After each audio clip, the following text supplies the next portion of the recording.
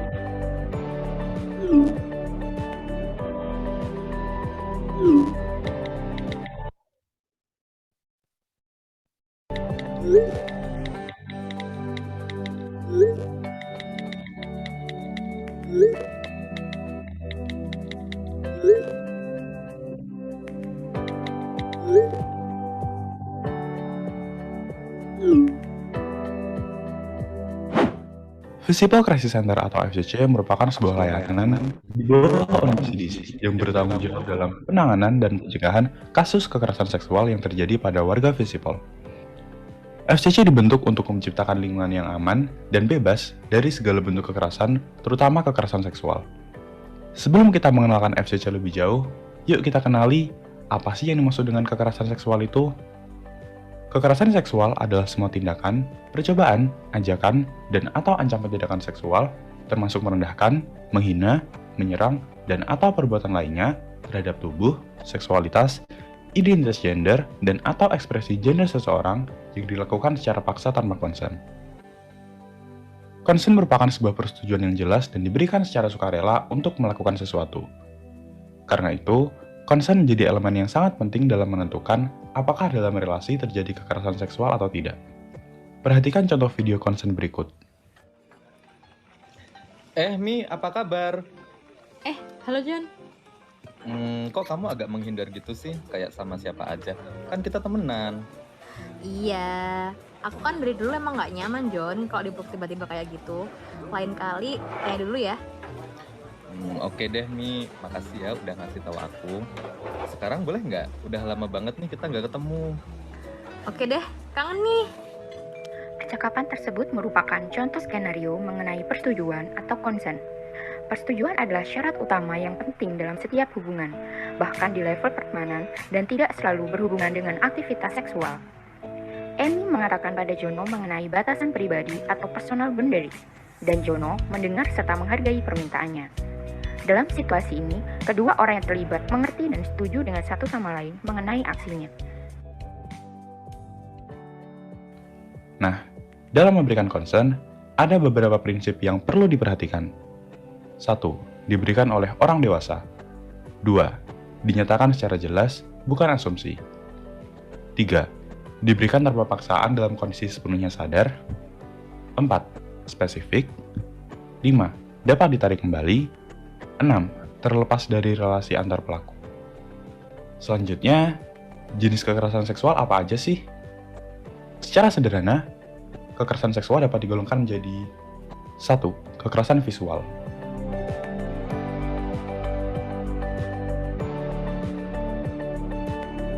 2. Kekerasan verbal.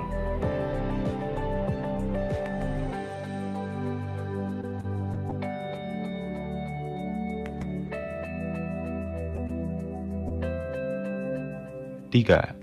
Kekerasan fisik.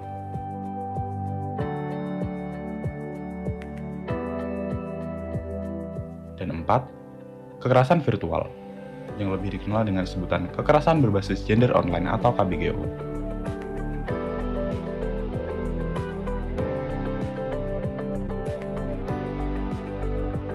Perlu diingat bahwa berbagai kekerasan seksual tersebut dapat terjadi pada semua orang, terlepas dari jenis kelamin, ekspresi gender, identitas gender, dan orientasi seksualnya.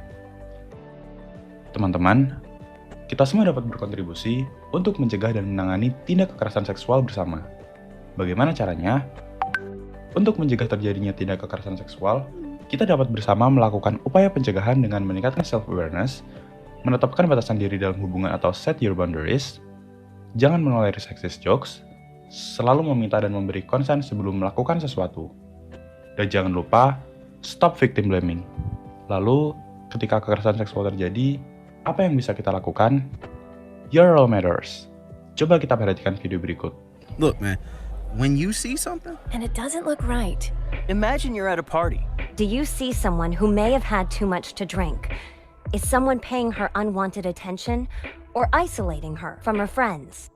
what would you do? When you see a risky sexual situation, it's time to step up and step forward. Bystander intervention can stop sexual assault before it happens. You can choose to step up in a way that feels right for you.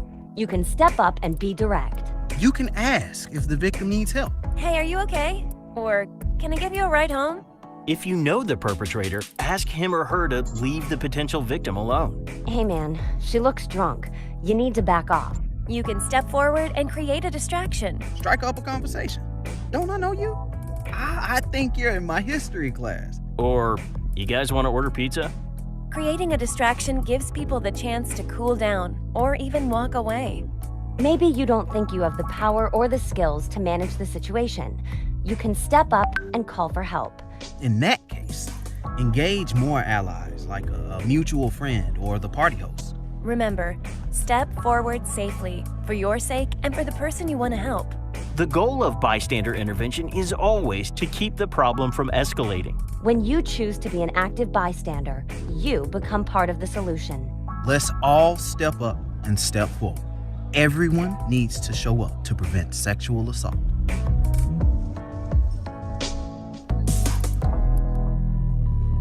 Apabila kamu menjumpai tindak kekerasan seksual di sekitarmu, perhatikan situasi keamanan diri dan penyintas. Apabila memungkinkan, segera bantu penyintas dengan menjadi active bystander, yaitu melakukan direct, delegate, distract, delay, dan document untuk mengamankan bukti. Setelah itu, laporkan kejadian. Apabila temanmu bercerita jika ia telah mengalami kekerasan seksual, dengarkan ia sepenuhnya tanpa menghakimi. Katakan bahwa apa yang terjadi sepenuhnya bukan salahnya, terlepas dari mana ia, bagaimana ia berpakaian, dan apa yang ia lakukan. Tawarkan dan temani apabila ia ingin melaporkan atau mengakses layanan pemulihan. Apabila kamu menjadi korban kekerasan seksual, jangan menyalahkan diri sendiri. Bercerita dan mintalah bantuan kepada pihak yang kamu percaya. Seperti teman, sahabat, psikolog, atau FCC untuk menemani dan membantu pemulihan kondisimu. Nah, di Visible Crisis Center, kamu dapat 1. Melaporkan dan memproses kasus hingga implementasi sanksi bagi pelaku. 2. Mendapatkan layanan pendampingan dan pemulihan, baik pemulihan medis, psikologis, dan hukum. Dan 3. Berdiskusi mengenai isu-isu kekerasan seksual untuk menambah pengetahuan dan self-awareness.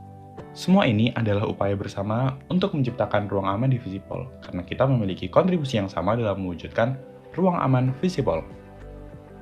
Visible Crisis Center dapat diakses melalui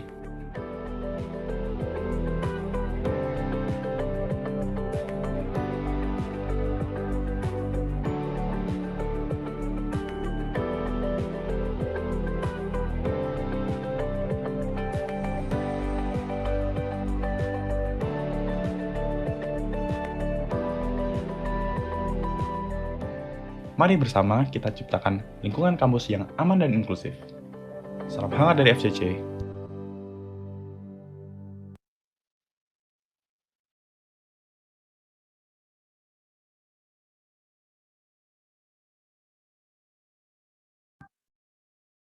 Oke, teman-teman, karena waktu sudah menunjukkan pukul 13.03, jadi mungkin bisa langsung kita mulai ya.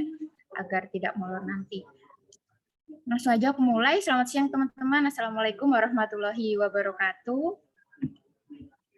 Senang sekali pada siang hari ini aku bertemu dengan teman-teman semua. Semoga dalam keadaan yang sehat. Selamat datang dan terima kasih sudah meluangkan waktunya. Yang pertama aku perkenalkan diri dulu. Aku Ari dari Visible Crisis Center. Kalau teman-teman belum tahu, FCC itu adalah sebuah layanan baru di Visible UGM yang berfokus untuk menangani kasus kekerasan seksual dan juga menyediakan sosialisasi dan edukasi untuk mencegah terjadinya tindak kekerasan seksual pada warga Visible UGM seperti itu. Jadi penyelenggaraan webinar siang hari ini itu salah satu agenda kami sebagai upaya kami untuk mencegah terjadinya kasus kekerasan seksual seperti itu. Nah, webinar series kita ini sudah yang keempat. Yang pertama, kita pernah menyelenggarakan series pertama itu judulnya Toxic Relationship, Signs, Trauma, and What to Do. Lalu yang kedua, judulnya Alerta KBGO, Cara Cerdas Menjaga Privasi di Ruang Digital.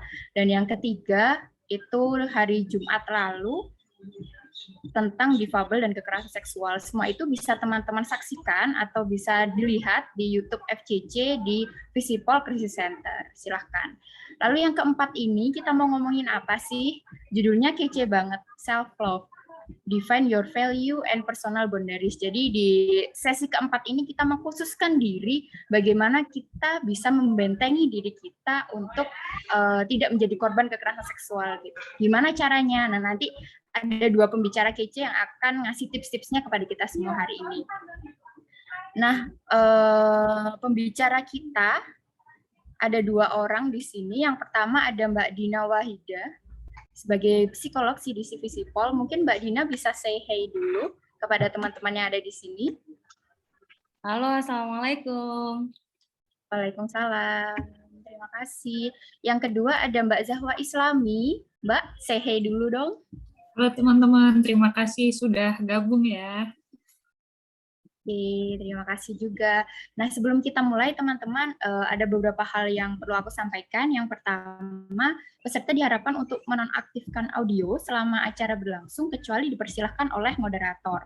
Nah, yang kedua, nanti akan ada sesi tanya-jawab, jadi teman-teman kalau ada pertanyaan bisa langsung tulis saja di kolom chat, atau nanti waktu sesi tanya-jawab, klik tombol raise hand, dan ketika namanya aku sebut bisa langsung open mic dan menyampaikan pertanyaannya secara langsung. Pada sesi webinar kali ini, kami menyediakan e-money untuk 3 penanya terbaik, dan nanti jangan lupa mengisi presensi untuk mendapatkan e-sertifikat dari panitia, dan nanti kita akan menutup webinar ini dengan sesi foto bersama, seperti itu. Nah, tanpa berlama-lama, kita akan langsung saja masuk ke sesi materi bagian pertama. Jadi, apa sih define your value? Kenapa itu penting untuk menemukan nilai diri kita, dan bagaimana cara untuk set boundaries? Jadi batasan-batasan seperti apa yang perlu kita atur dan kita batasi, dan bagaimana caranya? Untuk itu langsung aja kita materi yang pertama dibawakan oleh Mbak Dina Wahida, SPC, MC. Beliau adalah lulusan dari Magister Profesi Psikologi Bidang Pendidikan di Universitas Gadjah Mada. Saat ini beliau bekerja sebagai psikolog mahasiswa Visipol UGM, yaitu di CDC Visipol dari tahun 2014 sampai sekarang, dan juga beliau juga seorang psikolog di Sekolah Yayasan Mutiara Persada. Nah, Mbak Dina nanti akan menjelaskan kepada kita mengenai gimana sih ciri-ciri atau tanda-tanda people pleaser dan dampak psikologisnya kayak gitu. Lalu bagaimana juga penjelasan apa sih personal boundaries itu sebenarnya, value itu yang kayak apa, terus gimana itu bisa melindungi diri kita untuk menjadi korban kekerasan seksual. Nah, terus langkah-langkahnya kayak gimana dong? Nah, daripada kita berbingung-bingung lebih lama lagi, langsung aja aku berikan waktunya untuk Mbak Dina untuk menyampaikan materi. Silakan Mbak Dina. Baik, Assalamualaikum teman-teman. Alhamdulillahirabbil alamin ya. Ya, terima kasih. Kali ini webinar series keempat FCC nih, gitu ya. Sebagai support sistemnya FCC, gitu ya. Izinkan saya untuk sharing ya, berbagi Ini nggak pantas kalau dijadiin pembicara ya. Sharing aja, kita belajar bareng. Nah, teman-teman biar nggak tegang gitu ya, aku punya kuis. Nanti aku akan kasih linknya. Minta tolong banget teman-teman isi kuisnya gitu ya. Ini kuisnya ala-ala aja, teman-teman nggak perlu apa ya, nggak perlu cemas, nggak perlu nanti dinilai sama psikolog gitu, nggak perlu seperti itu ya. Kita main kuisis gitu, teman-teman silakan klik aja. Nanti kalau teman-teman gampang lah, ini tinggal masukin akun Google gitu, kalian bisa ikutan kuisnya gitu. Ini kira-kira cuma 2 menit gitu kalau kalian pengisiannya cuma 2 menit gitu. Namun aku harus menunggu teman-teman untuk bergabung bersama. Wah, udah ada Hafiza. Thank you Hafiza sudah bergabung. Gercep ada, Alif ya, Desi. Oke. Terima kasih. Puspa. Ada Dwi SN. Anissa, thank you Kak Anissa. Oh, ada Kak Zahwa nih. Oke, baik. Kak Bella. Mana nih ciwi-ciwi semua nih kayaknya dari namanya ya. Cowok-cowoknya mana nih cowok-cowoknya? Oh, langsung keluar dong. Daniel, Ardian. Thomas, nah gitu kan merindukan gitu ya. Ini kayaknya perempuan semua gitu yang tertampak di layar. Iva, thank you. Ada Vina, terima kasih. Kak Ari ini pesertanya berapa ya? Jumlahnya, saya nggak bisa ngelihat. 40. Ada 40 di. Ada 40 loh, ada 40 loh. Baru 11 loh. Yo, come on. Baru 11. Ini nggak lama, Kak. Jadi ini kuisnya cuman screening aja, ngelihat diri kalian seperti apa gitu. Nggak ada jawaban yang salah atau benar gitu ya, sesuai dengan kalian, meskipun kalian tetap harus milih gitu ya. Nggak ada jawaban yang dianggap salah, jadi semua jawaban itu benar gitu. Oke, sudah 12. Thank you Kak Salma, Kak Sri, Kak Vina, Kak Citra juga bergabung, Kak Eva, Kak Alievia. Semoga ini nggak ngadat ya internetnya guys. Udah, wah Mbak Dina nih ngajakin main ternyata internetnya zong. Aduh, maaf ya guys, semoga tidak. Yusita, thank you. Kira-kira mau berapa lagi nih yang main? Mbak Ari, kita kasih waktu. Enggak, ini aku dikasih waktu 30 menit kan? Iya, 30 menit. Oke, aku akan semoga nggak kebablasan. Sasta, Kak Sasta, thank you. Ya setidaknya 20 lah, meskipun orangnya 40 gitu kan, separuhnya lah, nggak apa-apa lah, kita mulai. Nanti yang terlambat join bisa pakai kode ya. Ada Ermi, oke, Kak Ermi, thank you. Ini saya yakin nggak dari visipol semua kan? Kak Abid, udah 20 nih. Teman-teman, nggak apa-apa, teman-teman yang belum bisa join segera, nggak masalah, nanti kita pakainya nomor ya, pakainya kode gitu, karena kalau udah di start biasanya dia nggak ngelink gitu, udah ketinggalan gitu maksudnya. Kita mulai aja ya teman-teman. Bismillahirrahmanirrahim.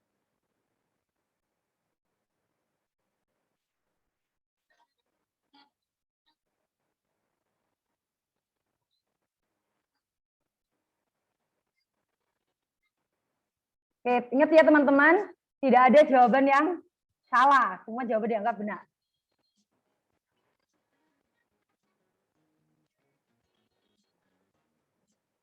Oh iya teman-teman, aduh maaf, ingat-ingat ya, kalau jawabannya yang true itu berapa? Nah, lupa saya. Ingat-ingat kira-kira jawaban yang true itu berapa? Yang kalian jawab T itu berapa? Diingat-ingat.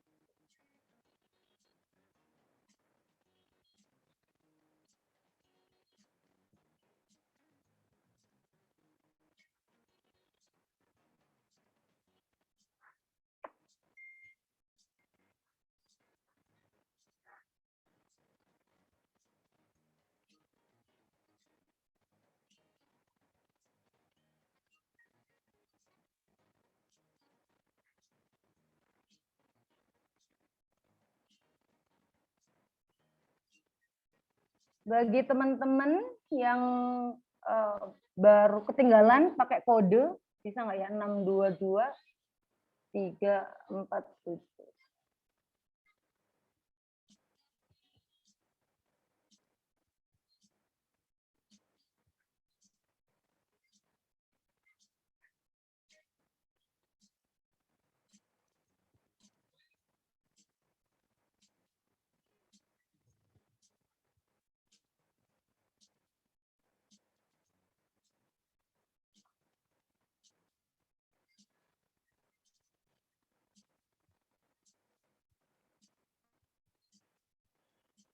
Wah, udah banyak yang selesai nih.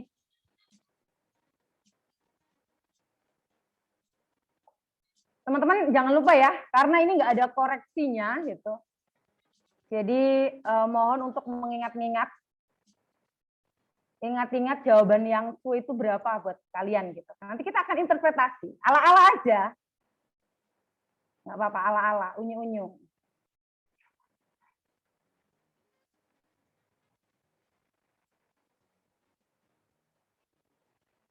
Wow, masih ada yang ini ya, baru bergabung ya.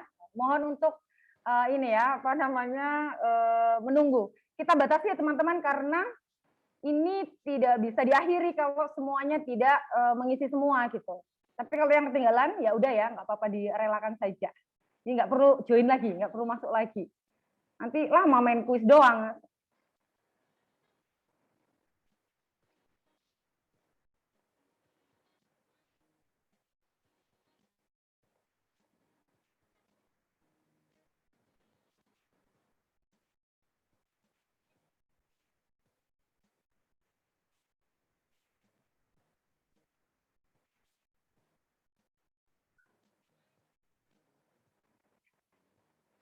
Oke, ayo tiga orang atau 4 orang ya? 4 orang terakhir, 3 orang terakhir selesaikan misinya. Tapi yang tidak ikut nggak apa-apa ya teman-teman ya. Udah ketinggalan, udah nggak apa-apa. Tenang, jadi nggak masalah.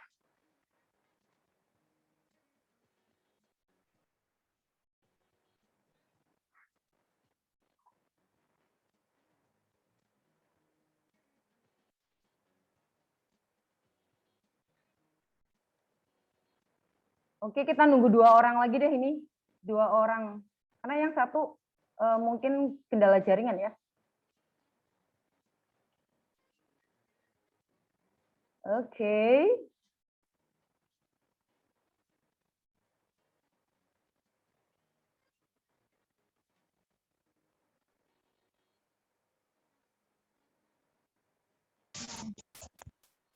Iva dibaca dengan benar apa ya? Nggak usah serius-serius ya teman-teman. Ini apa namanya, spontan aja. Kita berenaman kok dah. Urutan kedua. Oke, sudah selesai ya. Terima kasih. Kita akhiri saja. Oke, good. Thank you. Nah, teman-teman, nanti kita akan mohon untuk teman-teman ingat-ingat, tadi aku lupa, maaf ya, instruksinya terakhiran. Ingat-ingat teman-teman menjawab itu berapa gitu. Karena kita akan interpretasi berdasarkan hasil kalau teman-teman menjawab T gitu ya. Nah, ini FCC membuat tema yang keren banget gitu ya. Jadi langsung aja. Oke. Nah, ini teman-teman yang jawab T itu dari hasilnya 14 sampai 20 gitu ya. Maksudnya tuh persentase gitu ya. Kita buatnya persentase aja karena kan cuman ini ya, cuman 12 pertanyaan.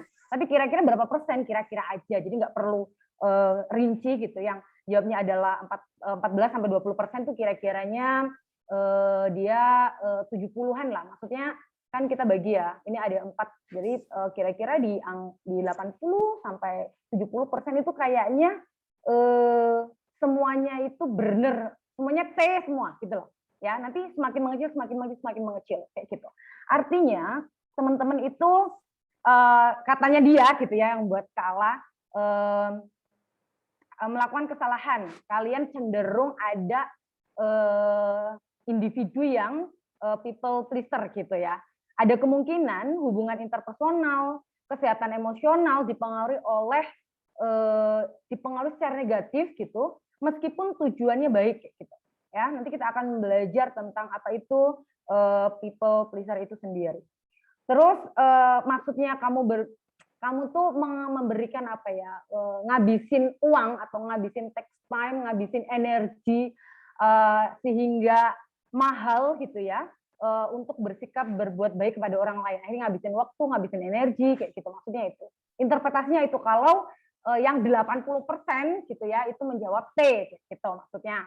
Kemudian memiliki, sebenarnya meskipun kamu punya konsep, meskipun kamu termasuk people pleaser kayak gitu ya di sini, tapi kamu tuh punya konsep diri yang bagus gitu, sehingga punya prognosis untuk membaik secara psikologis itu bagus.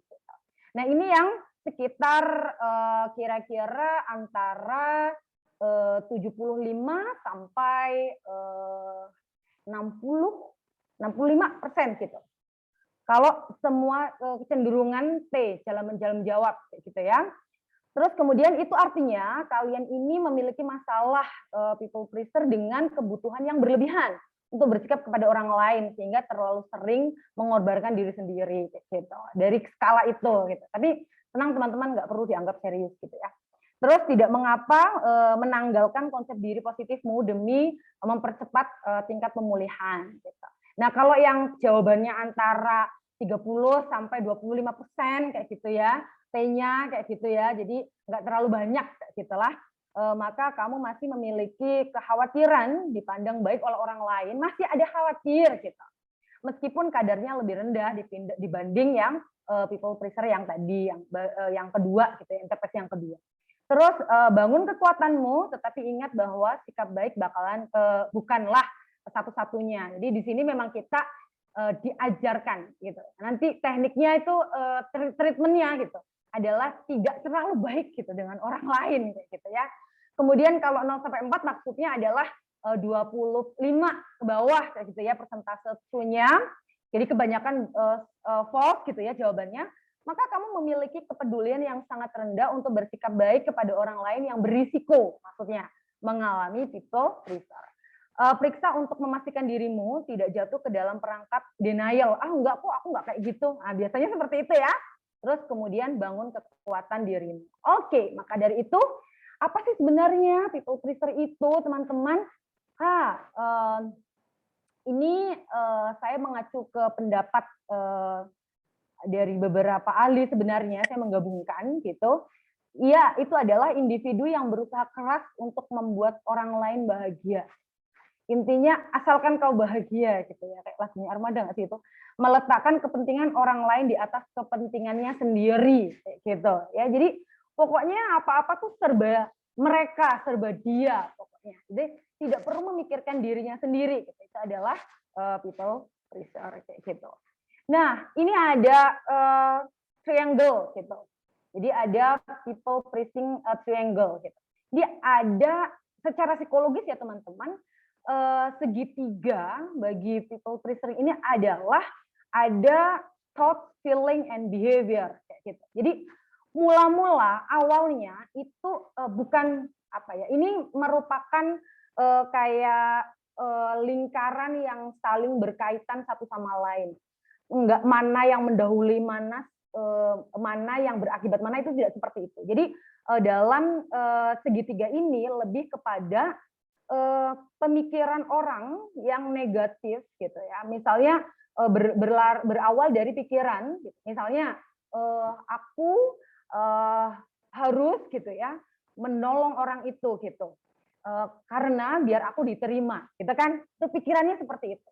Sehingga feelingsnya adalah dia akan merasa senang ketika dia bisa membantu orang lain. Tapi di sisi lain, orang lain itu merespon dengan memanfaatkan individu tersebut gitu. Respon di perasaannya itu adalah menjadi negatif, menjadi sedih gitu. Maksudnya, ternyata aku tertekan, aku frustasi, aku harus memenuhi permintaan publik, aku harus memenuhi permintaan orang lain, permintaan masyarakat gitu ya. Jadi ada dampak Positif yang sesungguhnya itu dibalut dengan hal yang negatif loh teman-teman. Jadi sebenarnya muaranya negatif. Dia seneng dianggap orang yang peduli dengan orang, dianggap orang yang nice, dianggap orang yang baik. Padahal di dalam dirinya itu dia ngerasa tersiksa, itu ngerasa frustasi gitu, stres gitu, harus memenuhi orang lain kayak gitu. Nah itu feelingsnya. Kemudian behaviornya, perilakunya, akhirnya dia melakukan apapun yang diminta oleh lingkungan, yang diminta oleh orang lain kayak gitu. Nah ini bisa berputar, entah itu pikiran yang mempengaruhi perilaku, perilaku mempengaruhi feeling behavior dulu. Jadi bisa bertiga ini bisa mana dulu yang lebih muncul di dalam diri seseorang gitu ya, sehingga berakibat atau menumbuhkan individu tersebut merasa atau mengalami atau melakukan kayak tadi, asalkan orang lain bahagia, asalkan orang lain senang, gitu ya teman-teman ya. Nanti pun kita perlu ingat ini, kita perlu ingat triangle ini ya teman-teman, karena untuk menyembuhkan gitu ya, untuk nge-remove gitu pikiran-pikiran itu, kita juga akan menggunakan salah satu teknik ini. Gitu. Oke, selanjutnya seperti apa? Nah ini orangnya kayak apa sih kalau people pleaser itu cenderung setuju dengan semua orang gitu. Jadi pokoknya yang penting jadi aku setuju gitu. Biar apa? Biar diterima aja gitu. Dengan di kelompoknya atau di organisasinya atau di lingkungannya gitu ya. Mungkin sesama kalau kasusnya nih ini berkaitan dengan sexual harassment gitu ya. Biar diterima oleh pasangannya gitu, oleh pacarnya misalnya, seperti ini, mengiyakan gitu. Padahal dia merasa tidak banget gitu. Ini bukan aku banget, ini enggak aku banget kayak gitu ya. Kemudian merasa bertanggung jawab atas perasaan orang lain gitu. Jadi dia pokoknya kayak ini teman-teman, biasanya saya itu kalau mengistilahkan gitu mengalami superhero syndrome. Gitu. Ini istilah saya sendiri sih yang saya buat sendiri gitu. Apa itu superhero syndrome? Menjadi pahlawan untuk orang lain kayak gitu. Pokoknya penderitaan dia aku yang harus bertanggung jawab, seolah-olah seperti itu. Ya, ini ciri khas atau karakteristik orang-orang dengan people pleaser. Selanjutnya terlalu sering minta maaf, dikit-dikit minta maaf, dikit-dikit minta maaf. Apa sih sampai orang kadang yang melihat gitu ya, merasa ini kenapa sih orang ini kok dikit-dikit minta maaf, salahnya itu apa kayak gitu. Minta maaf baik betul, tapi kalau terus-menerus berulang-ulang itu malah membuat seseorang itu dimanfaatkan oleh lingkungannya ya. Kemudian selanjutnya merasa terbebani dengan tugas yang harus dilakukan. Jadi dia nggak enjoy gitu menjalani hari-hari gitu. Kayaknya tuh wah, aku contohlah update Instagram gitu kan. Aku tuh harus yang bagus gitu. Masa pun sekarang sudah harus angle-nya harus oke kayak gitu. Sampai jadi makannya itu 5 menit, memfotonya, kemudian membuatnya itu menjadi berjam-jam dan itu melelahkan kayak gitu. Nah ini sehingga orang itu nggak enjoy, hanya ingin update, hanya ingin makan aja ya. Itu biar dianggap baik gitu ya. Nah itu dia seperti itu. Lalu kemudian ada lagi merasa tidak nyaman ketika ada seseorang yang marah padanya kayak gitu. Jadi merasa bersalah banget, aduh ini salah aku deh, mati deh aku kayak gitu. Ini kayaknya aku ini gara-gara aku deh, udahlah aku tuh emang gak ada harganya, bla bla bla bla, seperti itu ya.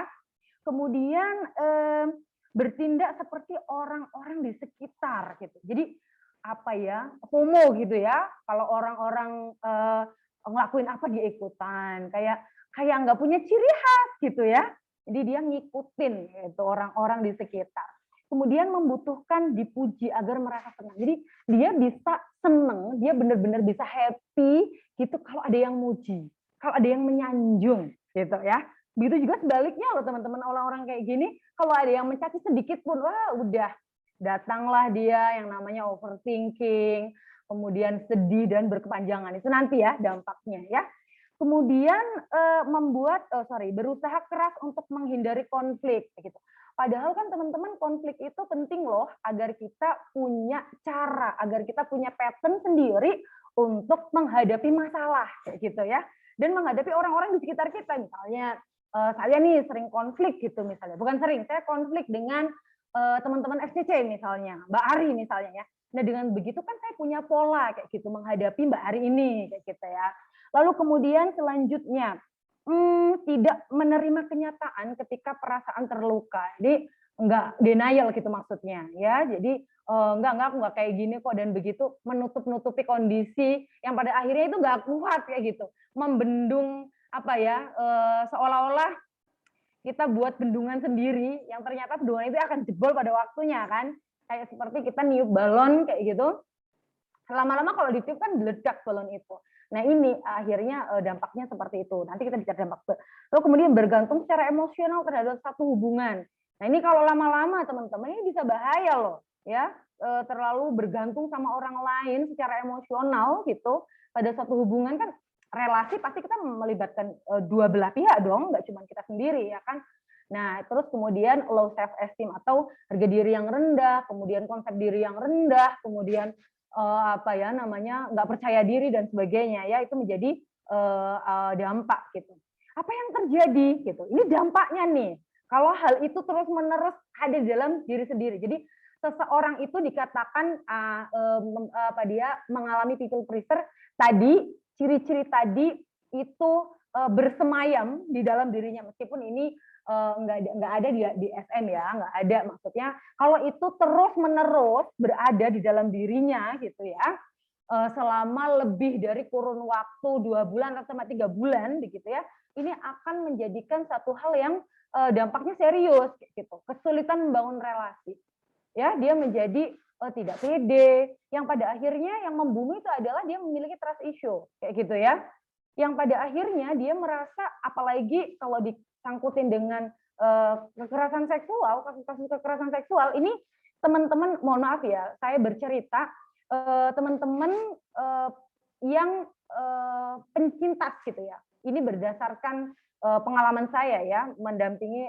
penyintas kekerasan seksual, itu adalah dia menjadi takut gitu untuk membangun relasi gitu, menjadi rentan kayak gitu loh. Jadi teman-teman yang jadi gimana ya aku menjelasinnya, lebih kepada banyak sekali penyintas itu sesungguhnya di dalam kondisi psikologisnya itu udah ada tanda-tanda people pleaser-nya dalam dirinya begitu loh.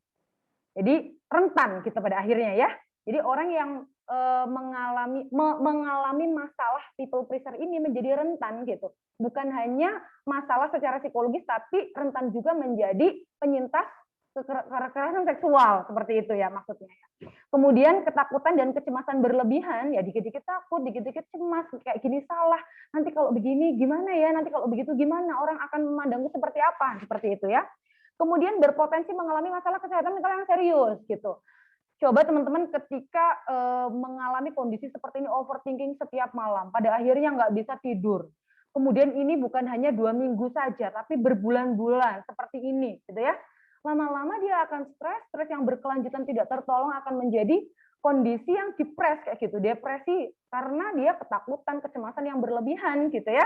Jadi ada simptom-simptom muncullah tanda-tanda depresi gitu, atau kecemasan yang berlebihan, ataupun sampai hingga muncul pikiran bunuh diri gitu juga ada ya teman-teman. Seperti itu pengalaman saya dalam menangani kasus-kasus psikologi gitu di Visipol. Nah, dari pernyataan ini gitu ya, bahwa antara people pleaser gitu dengan membuat tim yang efektif gitu, itu bukan suatu hal yang sama gitu, itu suatu hal yang berbeda gitu loh. Itu bukan satu hal yang kayak misalnya gini, ya aku harus memenuhi dia dong karena ini timku, jiwa korsaku. Enggak juga kayak gitu, maksudnya seperti itu ya. Jadi jangan sampai teman-teman itu merasa aku ingin menjadi tim yang baik, aku ingin menjadi teman yang baik, tetapi mengalahkan segala-galanya, memberikan segala-galanya gitu, sehingga lupa kayak gitu ya.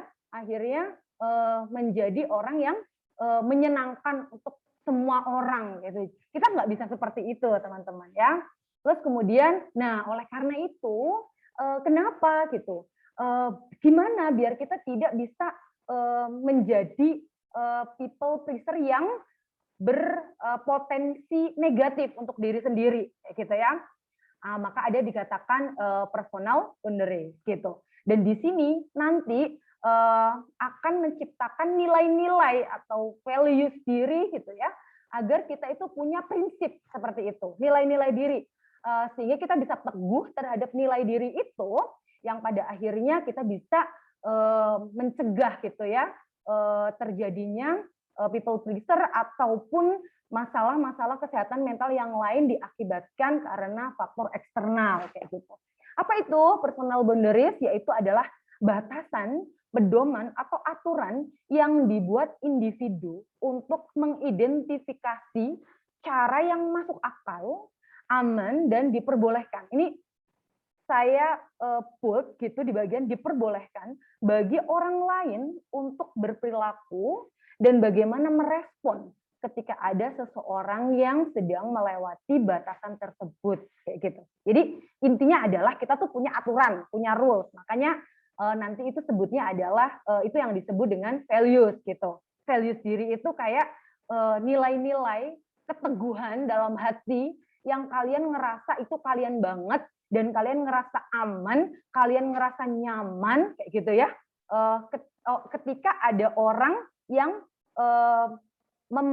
berlaku atau melewati batas dari kondisi itu kayak gitu ya, mengerti ya teman-teman.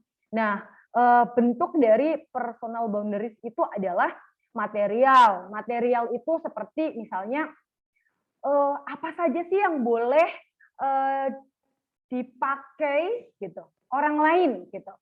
Apakah motor teman-teman gitu, apakah handphone teman-teman kayak gitu, apakah keuangan teman-teman kayak gitu. Misalnya ini pacar nih gitu.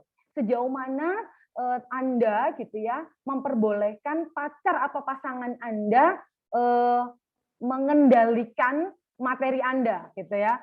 Sampai ada yang dipegangin ATM gitu kan, ya loyal banget ya sampai seperti itu ya, sampai nggak sadar gitu maksudnya. Nah, seperti itu adalah bentuknya material yang bersebut benda ya. Tuh. Kemudian adalah ada fisik gitu. Fisik itu bagian mana yang bisa disentuh, bagian mana yang diperbolehkan atau nyaman kayak gitu ya, diizinkan gitu untuk disentuh kayak gitu. Dan itu pastinya yang ngebentuk itu adalah values diri gitu. Yang ngebentuk adalah nilai-nilai diri. Bagaimana dia ngerasa aman, bagaimana dia merasa nyaman saat menyentuh bagian fisik kita seperti itu. Kemudian mental. Nah, ini mental. Sampai di mana dia ngatur-ngatur kita. Kan ada ya. Kamu sama siapa aja jalannya? Kamu ngapain? Kamu ini, kamu itu. Nah, seperti itu misalnya demikian. Sampai ya ini tuh demi kebaikan kamu gitu kan. Nah, itu secara mental seperti itu. Kemudian emosional. Nah, emosional itu sampai di mana dia itu bisa mengendalikan emosi kita. Kapan kamu bisa? Kamu nggak boleh marah ya. Kamu nggak boleh sedih ya. Kok ada ya seperti itu ya, ternyata itu kenyataan ya teman-teman. Kemudian sexual boundaries kayak gitu itu juga mempengaruhi gitu kondisi kita. Makanya self values, batasan-batasan inilah yang perlu kita jaga gitu, yang perlu kita buat gitu, rule kayak gitu ya. Tapi itu berdasarkan kenyamanan, berdasarkan keteguhan teman-teman. Nanti ada triknya ya untuk melihat gimana ya aku membuat agar aku punya boundaries, agar aku bisa membuat values diri, agar aku bisa tidak menjadi lepas dari people pleaser kayak gitu ya. Nanti ada tekniknya. Termasuk seksual ya, sampai di batasan di mana aja kayak gitu ya. Kalian sudah dewasa lah, paling ya sudah tahu kan, jelas sudah tahu sampai di mana tentang seksual itu, saya nggak perlu jelasin itu ya. Kemudian spiritual, termasuk bagaimana kalian beribadah. Nah, itu batasan-batasan mana yang kira-kira orang itu boleh ngingetin kayak gitu. Oh, aku ingetin ya kalau aku nanti pada hari Sabtu Minggu tidak ibadah ke gereja misalnya bagi yang Kristiani kayak gitu. Bagi yang Muslim mungkin sholat 5 waktu dan sebagainya gitu ya. Nah, itu dia. Nah, kemudian nih ada tipsnya gitu. Nah, tadi kan sudah bahas gitu ya, bagaimana memunculkan dari people pleaser itu seperti apa, lalu kemudian boundaries itu seperti apa, kemudian kenapa perlu membutuhkan aturan, values diri itu yang seperti apa gitu ya. Lalu kemudian ini tipsnya teman-teman, bagaimana agar kita bisa lari atau bukan lari sih, tapi healing ya, agar kita bisa menangani gitu kondisi itu. Yang pertama adalah asertif teman-teman. Pasti teman-teman udah tahu lah ya asertif itu apa. Kalau belum tahu ada tipsnya. Jadi ketika don't say yes when you want to say no gitu ya. Kalian itu jangan ngomong iya kalau memang kalian kepinginnya enggak. Makanya ini namanya asertif, berani bicara, berani ngomong enggak gitu. Kalau memang dirinya itu enggak, kayak gitu aja ya. Itu mudahnya seperti itu. Ini ada 3 cara gitu ya, bagaimana kita bisa berkomunikasi secara asertif gitu ya. Karena komunikasi asertif itu keterampilan teman-teman, jadi kalian bisa latih sendiri. Yang pertama adalah be clear, menyampaikan pesan dengan jelas, no kode-kode. Nggak perlu teman-teman kode, oh ya gimana ya, ya harusnya tuh kamu tuh tahu kayak gitu. Aku nggak ini, aku nggak itu, harusnya kamu tuh ngerti kayak gitu. Hah? Harusnya ngerti apa? Ya gimana ya, aku lagi nggak punya uang nih, kamu bisa nggak bantuin? Aduh aku lapar nih kayak gitu. Apa maksudnya ya? Itu nggak bisa. Kalian itu jangan dengan kode gitu. Jadi harus clear, harus jelas gitu ya. Kemudian be honest gitu, menyampaikan pesan dengan jujur, menyampaikan pesan dengan terbuka kayak gitu. Jadi apa ya, di sini itu tidak berbelit-belit gitu ya, terbuka saja gitu, apa adanya gitu ya. Jadi honest gitu. Kemudian be fair, bersedia mendengarkan dan menghargai pendapat orang lain gitu. Jadi tidak hanya kita, oke kita be clear, oke kita be honest gitu kan, ini mengarah ke self sendiri kayak gitu. Tapi kita nggak bisa kalau kita belajar untuk komunikasi asertif ya kita harus fair dong, mendengarkan, menghargai orang lain, nah, seperti itu ya. Kemudian ada lagi buying time kayak gitu. Buying time itu maksudnya adalah respon dengan tujuan mengulur waktu. Contohnya adalah begini teman-teman. Kalian diajak teman-teman, yuk kita ini apa namanya nongki atau seorang pasangan gitu ya diajak. Aduh, cewek cowok gitu deh. Sekarang ceweknya nih yang agresif gitu kan. Ceweknya ngajak kayak gitu. Aku bisa dianterin nggak kayak gitu.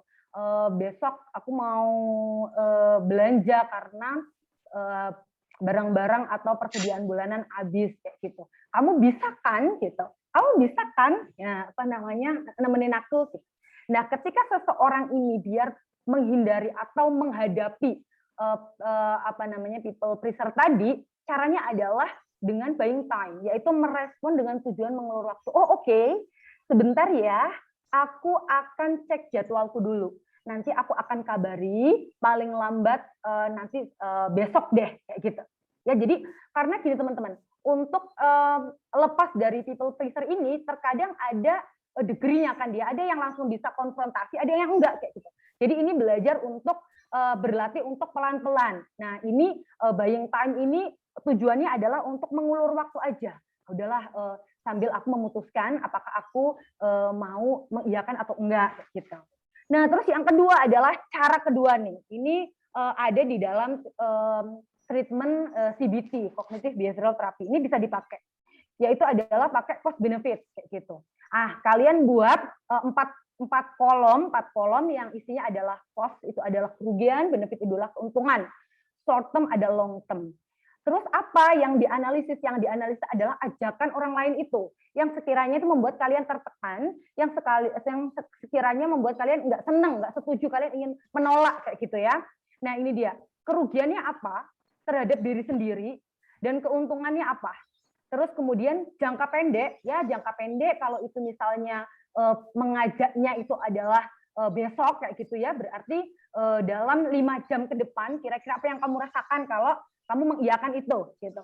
Terus kemudian 5 jam ke depan apa keuntungannya gitu kalau kamu mengiyakan, dan apa kerugiannya kalau kamu mengiyakan, maksudnya seperti itu. Kemudian long term gitu ya. Maaf, waktu tinggal 5 menit. Oke. Long term itu adalah nanti ketika kalian minta gitu ya, apa yang kerugiannya apa dan keuntungannya apa. Kalau long term kira-kira ya setelah itu gitu, setelah itu kira-kira dalam 1 minggu ke depan apa yang terjadi ya kalau misalnya aku mengiyakan dia kayak gitu. Misalnya seperti itu ya. Dalam hal ini khususnya pasangan kayak gitu. Dalam hal ini khususnya adalah tentang bagaimana dia menguasai atau apa ya, bukan menguasai, bahasanya adalah sejauh apa dia bisa secara bebas gitu ya, secara legal kayak gitu, termasuk melangkahi atau melewati boundaries kita. Nah, itu keuntungan cost benefit. Kalau banyak ruginya, so kalian harus memilih untuk tidak kayak gitu ya, untuk memilih tidak. Kalau banyak keuntungannya, oke, kalian bisa memilih untuk yes gitu. Terus kemudian tip yang selanjutnya adalah the broken record technique gitu. Nah, ini adalah broken record itu kayak mengulang-ulang kayak kaset rusak kayak gitu ya. Kalian mengulang-ulang kepada orang yang meminta kalian untuk aku ngerti banget tapi nanti toh. Aku ngerti banget tapi nanti toh. Tunggu toh. Terus aja kayak gitu. Ya, harapannya dia akan berpikir ulang seperti itu. Karena ini kan yang nggak bisa langsung nge-counter gitu ya. Lalu kemudian teknik ini tujuannya adalah menghindari menanggapi maksud sebenarnya dari upaya perlawanan kayak gitu. Kemudian yang ketiga ya berarti the sandwich technique. Sandwich technique itu artinya tuh maksudnya kayak sandwich gitu loh. Kalian mencoba untuk menghimpit pernyataan yang deklaratif sifatnya singkat yang menghimpit di antara dua hal positif. Misalnya, oke, terima kasih kamu telah menghargai aku, kamu telah memilih aku, kamu telah mengajak aku. Pastinya seru ya. Gitu. Tapi mohon maaf, kali ini aku nggak bisa. Aku yakin kamu ngerti kan dengan kondisiku. Nah, seperti itu ya. Itu cara biar kalian bisa menolak ajakan kayak gitu ya, menghadapi, bukan menghindari, people pleasure kayak gitu yang akhirnya itu melewati batas kayak gitu ya, boundaries kalian seperti itu. Yang terakhir adalah self compassion gitu. Teman-teman, kalian itu bukan superhero gitu ya. Jangan sampai kalian tuh menjadi mengalami superhero syndrome gitu. Kalian tuh bukan superhero-nya siapa-siapa. Sehingga kalian itu tidak punya kewajiban, tidak punya aturan, tidak punya keharusan untuk menyenangkan orang lain kayak gitu. Termasuk menyenangkan kondisi psikologis orang lain, termasuk memenuhi kebutuhan seksualnya orang lain itu gitu ya. Misalnya itu pacar kalian kayak gitu atau pasangan kalian kalau misalnya kalian tidak merasa nyaman. Jadi it's okay not to be nice. Jadi nggak apa-apa kalian tuh nggak menjadi orang baik, itu nggak apa-apa. Bukan berarti kalian tuh menolak ajakannya dia, kalian menjadi manusia yang buruk sedunia, itu enggak gitu ya. Oke, terakhir adalah mungkin kamu akan mengalami beberapa kegagalan, khususnya mencoba gitu ya, trial and error menghadapi people pleasure kayak gitu, melepaskan diri dari kondisi itu kayak gitu ya. Tapi ingatlah teman-teman, kalian masih punya banyak waktu untuk mencobanya lagi. Jadi jangan menyerah kayak gitu, karena semua yang teknik-teknik yang saya ajarkan tadi itu adalah sebuah keterampilan. Yang namanya keterampilan itu pasti bisa dilatih. Oke, thank you. Oh, ini referensinya adalah dari Breaker. Saya lupa untuk menuliskan tadi ya pendapatnya dia. Thank you, terima kasih. Saya kembalikan ke Mbak Ari. Oke, terima kasih Mbak Dina atas pemaparannya, kece banget. Jadi teman-teman mungkin bisa ngecek dirinya masing-masing ya tadi, apakah kita ini termasuk people pleaser atau bukan.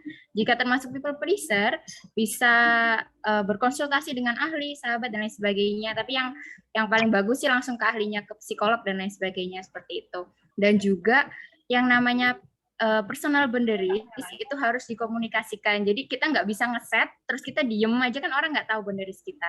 Jadi tadi udah dikasih Mbak Dina tips-tips gimana cara kita mengkomunikasikan tentang personal boundaries kita ke orang lain, seperti itu. Langsung saja kita ke pemateri yang kedua. Di sini ada Mbak Zahwa Islami. Beliau adalah lulusan dari, halo Mbak, beliau lulusan dari Fakultas Psikologi Universitas Gadjah Mada juga, tetanggaan ya Mbak sama Visipol. Dan beliau ini tahun 2019 adalah Putri Indonesia Inteligensia yang diberikan oleh PT Mustika Ratu Buana International Women. Jadi nanti Mbak Zahwa ini juga akan bercerita tentang personal boundaries dan set value, tapi dari segi gimana sih caranya kita sebagai anak muda, khususnya mahasiswa-mahasiswa ini untuk punya value dan personal boundary seperti itu. Silahkan langsung saja Kak Zahwa. Baik, terima kasih banyak kesempatannya Mbak Ari. Terima kasih banyak juga materinya Mbak Dina, luar biasa. Kayak jadi, oh iya, people pleaser bukan ya? Wah, iya enggak ya? Jadi, untuk memahami apakah kita people pleaser atau bukan, tadi udah dibahas sama Mbak Dina. Dan sekarang kita akan berfokus tentang personal boundaries. Kita melihat apakah kita sudah cukup mampu untuk menghargai kita dengan self boundaries yang kita buat. Space for myself. Bersama aku, Zahwa Islami. Next slide. Teman-teman bisa panggil aku Zahwa. Saat ini aku adalah mahasiswa Magister Psikologi Profesi Klinis Universitas Gadjah Mada. S1-nya juga ada di Psikologi UGM, Putri Indonesia, Brand Ambassador, dan dari Solo. Jadi kayaknya kalau ada yang dari Solo, kayaknya nggak ada yang dari Solo deh. Ya udahlah, single fighter di sini. Jadi hari ini kita akan berfokus untuk membahas tentang, next slide, personal boundaries. Nah, sebelumnya aku pengen ngingetin untuk teman-teman ketika teman-teman suka untuk membaca tulisan tentang psikologi ataupun video-video tentang psikologi, teman-teman bisa ikutin Instagram dan Twitterku di @zahwaesl. Oke, kembali ke materi kita hari ini, yaitu personal boundaries. Personal boundaries seperti apa yang diungkapkan oleh Mbak Dina tadi, bahwa ketika kita memiliki batasan atau aturan yang kita buat ketika kita berinteraksi. Nah, mungkin ini ada pertanyaan menarik nih untuk Mbak Dina. Bagaimana jika kita itu tidak mengenali batasan kita sendiri, atau kita tidak mengenali sebenarnya apa sih yang perlu dijaga dari diri sendiri? Wah, itu bingung nanti. Jadi, kita akan berfokus pada sesi personal boundaries yang aku sampaikan nanti, dan kita akan melanjutkan ke tanya-jawab bersama Mbak Dina juga. Next slide. Nah, personal boundaries itu konsepnya dibagi jadi dua, teman-teman. Yang pertama, permeability, sama yang kedua, flexibility. Kalau teman-teman masih ingat waktu SMA, dulu kan ada stomata. Nah, daun ada stomata kan yang membuka, tutup, buka, tutup. Begitu juga dengan personal boundaries. Personal boundaries itu layaknya seperti pagar, batasan diri, yang bisa dibuka, ditutup. Kalau dibuka, berarti exchange atau interaksi informasi antara kita dan orang itu banyak, tetapi ketika ditutup, kita membatasinya. Nah, sedangkan flexibility adalah kemampuan kita untuk mengelola buka-tutupnya batasan diri yang kita miliki. Flexibility, permeability, personal boundaries itu, ketika kita bisa memahami dan melihat diri kita sendiri, sebenarnya ada 3 loh tipenya. Next slide. Nah, ini adalah range atau jangkauan personal boundaries yang kita miliki. Nah, kalau tadi kan Mbak Dina sudah mengungkapkan apakah kamu people pleaser atau bukan. Sedangkan ketika di personal boundaries ini kita lihat apakah kita memberikan batasan diri secara rigid, healthy, atau porous. Kalau rigid ini adalah ketika kita tahu nih, wah ini batasan diriku, aku nggak boleh kayak gini, aku nggak boleh nyentuh orang, aku nggak boleh ngobrol tentang ini itu secara rigid atau kaku, sehingga kita tidak sadar menghindari relasi, sulit meminta bantuan, aduh capek tapi kok harus bisa aku kerjain sendiri, pengen curhat tapi kok aku harus bisa sendiri karena aku orang yang kuat. Mempertanyakan orang terdekat, walaupun aku sama Mbak Dina sahabatan deket, tapi aku selalu bertanya-tanya, sebenarnya Mbak Dina ini tulus nggak sih temenan sama aku? Sebenarnya Mbak Ari ini senyum-senyum sama aku tuh sebenarnya tulus nggak sih? Dia beneran baik atau cuma buat aku seneng aja? Protektif informasi pribadi. Bahkan sampai suatu ketika ada sahabatku yang dia pergi ke sebuah tempat tanpa informasi apapun ke orang-orang terdekatnya. Kita bingung, pasti bingung. Tapi baginya mungkin itu adalah batasan yang terbaik. Dan yang terakhir adalah menghindari penolakan. Pada dasarnya, orang yang membatasi dirinya, orang yang menjauh dari perasaan dicintai, perasaan disayang, itu adalah sebenarnya orang yang ingin menghindari penolakan. Walaupun belum tentu ada penolakan yang terjadi. Nah, sekarang udah ada rigid. Terus yang paling kanan yaitu porous. Porous itu seperti sponge. Overexpose info pribadi. Kadang kita bertanya-tanya atau menyalahkan diri, waduh, aku oversharing banget. Terus tiba-tiba ketika diem terus habis kepikiran, ya Allah tadi aku cerita apa sih, Mbak Dina juga nggak dengerin lagi, ya ampun malu banget kalau dipikir-pikir, ngapain juga cerita kayak gitu. Terus, aduh, Mbak Ari tuh ntar mikir aku kayak gimana ya, dia mikir aku aneh nggak sih kalau aku cerita kayak gitu tadi. Sumpah, over equals info pribadi. Yang kedua, seperti apa yang dikatakan oleh Mbak Dina tadi, people pleaser sulit berkata tidak. Ketika kita tidak memberikan batasan secara kesadaran yang akhirnya itu poros, artinya sangat terlalu fleksibel atau terlalu terbuka, kita akan sulit untuk berkata tidak pada orang lain. Bertanggung jawab pada orang lain, seperti apa yang dikatakan oleh Mbak Dina tadi, bahwa wah, Mas Topi ini harus aku buat senyum hari ini karena aku pengen membuat dia bahagia. Wis, Mas Arif ini harus aku buat apa ya? Harus buat seneng soalnya kemarin nangis banget, aku nggak mau dia nangis. Aku pokoknya hari ini pengen dia bahagia dan aku harus bertanggung jawab untuk kebahagiaannya. Tapi Mas Arifnya tetap nangis hari ini dan akhirnya aku bertanya-tanya, aduh, aku gagal ya jadi orang. Tergantung pada opini orang lain. Ketika kita menyandarkan kebahagiaan, pilihan pada orang lain, dan ketika orang lain tidak melakukan itu, kita akan menyesal, kecewa. Padahal kita tidak akan pernah bisa mengendalikan apa yang dikatakan, dilakukan oleh orang lain. Yang pada akhirnya muncullah fenomena, yaitu apa yang dikatakan lagi oleh Mbak Dina tadi, bahwa menjadi penyintas seksual, korban seksual yang akhirnya itu sangat berdampak bagi dirinya, bahkan tidak dapat merasakan produktivitas sehari-hari karena terpikir suatu hal yang, wah kok aku kayak gini ya, aku merasa bersalah sama diriku, tapi gimana ya, kok aku kepikiran terus ya, menerima perilaku yang tidak baik dari orang lain. That's why jangkauan rigid dan poros ini ketika kita pahami harus ada di tengah-tengah, yaitu healthy.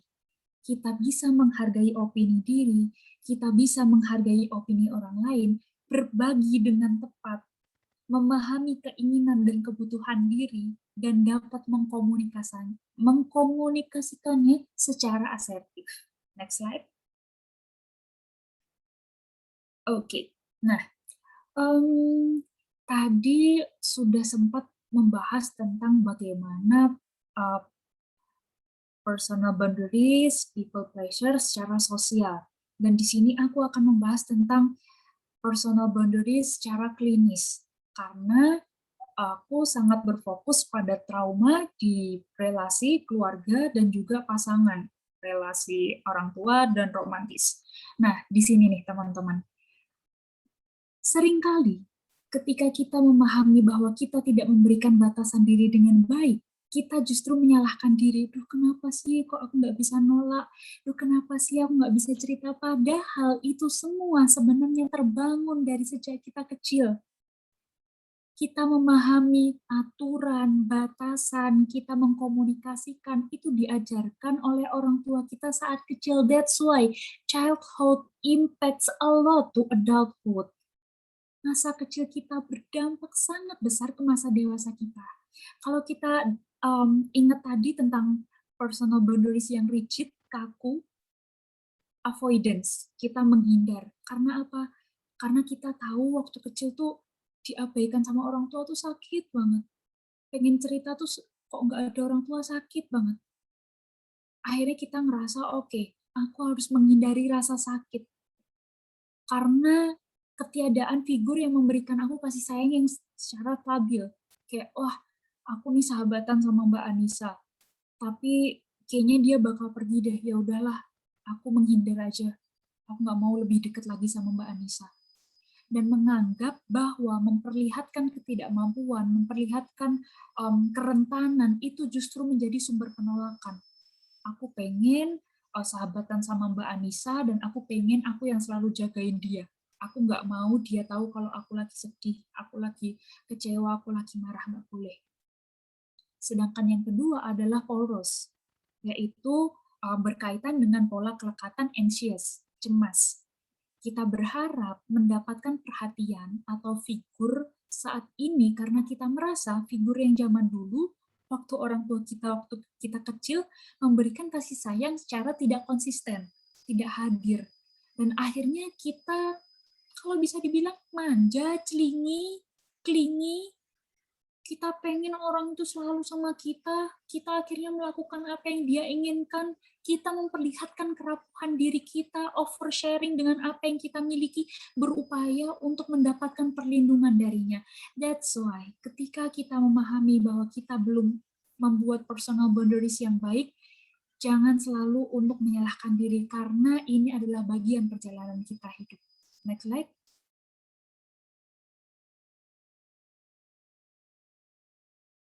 Next. Nah, terlalu cepat sebelumnya, Mbak. Setelahnya lagi. Oke. Nah, ini seperti apa yang diungkapkan oleh Mbak Dina tadi juga, bahwa banyak sekali tipe-tipe boundaries atau batasan yang kita miliki. Yang pertama, secara fisik, sentuhan, yang nyaman untuk dipegang tuh yang mana, seperti apa tadi yang ada di video juga. Wah, aku nggak suka nih dipeluk, tapi nggak apa-apa lah, kan kita temenan, kangen. Nah, fisik ini ternyata nggak sebatas tubuh kita aja, tapi area kerja kita, area belajar kita. Kalau kita duduk di tempat publik umum, nggak enak kan deketan sama orang, itu termasuk boundaries yang kita miliki. Yang kedua, intelektual, opini pemikiran kita, mimpi-mimpi kita. Yang ketiga, emosional, healthy versus dumping, emosional. Ini maksudnya apa? Seringkali ketika kita lupa untuk memberikan batasan diri, orang tiba-tiba, aku mau curhat dong, kemarin tuh ya, aku tuh sedih banget, cowokku tuh nggak balas chatku, terus kayak kita yang lagi punya masalah, dengerin itu kayak, apa sih, aku tuh punya masalah sendiri loh. Nah, ketika kita memiliki batasan, kita akan mencurahkan hati kita secara sehat. Dengan apa? Tanya, aku boleh cerita nggak? Kamu lagi slow nggak? Energi kamu lagi baik nggak? Nggak tiba-tiba cerita ke orang secara overexpose. Yang ketiga, seksual. Keempat, material, uang, kepemilikan, motor, mobil, seperti yang dikatakan oleh Mbak Dina tadi. Dan yang terakhir adalah time, waktu. Memberikan batasan waktu nih, seperti apa permasalahan yang kita miliki sebagai mahasiswa, coy. Jadi kayak ketika jam 7 sampai jam 4 sore, batasan waktuku ya untuk kuliah. Habis itu aku baru bisa ngurusin pacarku. Habis itu aku baru ngurusin keluargaku, dan lain-lain. Ketika kita memiliki batasan, itu akan membuat otak kita lebih mudah untuk beraktivitas dan memilih aktivitas yang membuat kita nggak pusing-pusing lah untuk milih mana yang harus dilakukan, mana yang enggak. Next slide.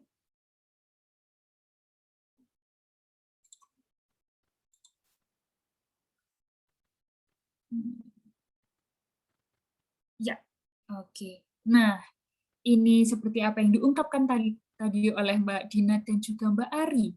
How to set boundaries adalah ketika kita dapat mendefinisikan nilai-nilai hal-hal yang ingin kita jaga, ingin kita hargai dari kita sendiri, sehingga kita bisa mendefinisikan siapa diriku. Aku tuh temenannya kayak gimana sih? Aku pacarannya kayak gimana sih? Aku sebagai anak tuh gimana sih? Walaupun kita sayang sama orang, bukan berarti kita terus-menerus membuka boundaries kita.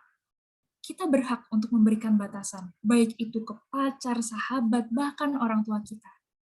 Yang kedua adalah communicate, asertif dengan I statement. Contohnya, Mas Mukhlis, aku sedih loh. Kalau kamu tuh sukanya nelfonin aku jam 10, aku udah ngantuk. Mbok, kamu besok nelfonnya jam 8 aja. Aku sedih loh, I statement. Aku sedih, ada perasaan, ada penyebab yang membuat aku sedih, dan ada harapan. Sehingga Mas Mukhlis paham apa yang aku inginkan dari hubungan kita. Yang ketiga adalah knowing consequences. Knowing consequences ini adalah kita paham bahwa ketika kita memberikan batasan, mungkin orang akan sedih, orang akan marah, tetapi kemarahan orang, rasa bersalah kita, bukan berarti kita akhirnya mengiyakan. Pahami bahwa oke, aku merasa bersalah, tapi ini yang terbaik buat aku loh. Oke, ini membuat Mbak Dina marah, tapi ini juga yang terbaik buat Mbak Dina loh, biar Mbak Dina juga bisa belajar mandiri, contohnya kayak gitu. Next slide.